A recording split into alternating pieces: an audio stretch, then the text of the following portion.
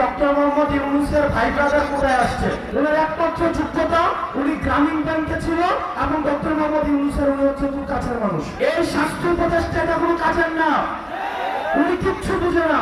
মানুষের জীবন বাংলাদেশের এস্টাবলিশমেন্টের কাছে হচ্ছে প্র্যাকটিসের বিষয়। এই যে অবহেলা, এর ড্রাইভার অবশ্যই এই বাহিনীকে অবশ্যই নিতে হবে। আমরা দেখলাম মাইলস্টোনে বিমান ক্র্যাশ হয়েছে, তারপরে সেখানে শিক্ষকদেরকে এবং শিক্ষার্থীদেরকে সেখানে ব্যাপকভাবে পিটানো হয়েছে। আমরা দেখলাম প্রশাসন যথাযথ, আমাদের একজন স্বাস্থ্যমন্ত্রী আছে বাংলাদেশের, চিনেন ওনাকে? উনি ডক্টর মোহাম্মদ ইউনূসের ভাই ব্রাদার কোথায় আসছে? ডক্টর মোহাম্মদ ইউনূসের স্বজনপ্রীতির সবচেয়ে বড় এক্সাম্পল হচ্ছে স্বাস্থ্য উপদেষ্টা। সবসময় বলে আসছি, এই স্বাস্থ্য উপদেষ্টা এটার কোনো প্রয়োজন নাই। আপনারা দেখছেন ওনার কোন ধরনের অ্যাক্টিভিটি?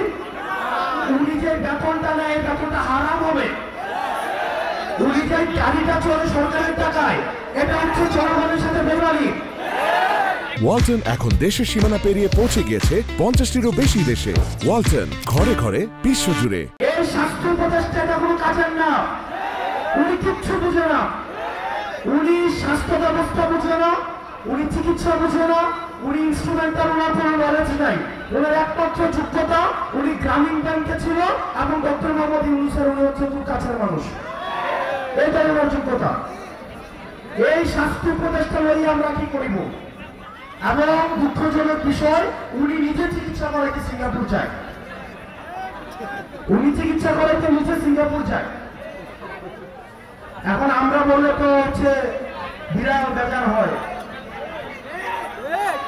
আমরা বললে রাগ হয়, রাগ। ওনাকে নিয়ে একবার কথা বলছিলাম, এরপর উনি আর আমাদের সাথে কোনো যোগাযোগ করে না। এই স্বাস্থ্য উপদেষ্টার অনীতিবিলম্বে এই জনগণের যে টাকা পয়সা উনি বেতন দিছে, সেগুলো রাষ্ট্রকার কোষাগারে জমা দিয়ে ওনার অনীতিবিলম্বে পদত্যাগ করা উচিত।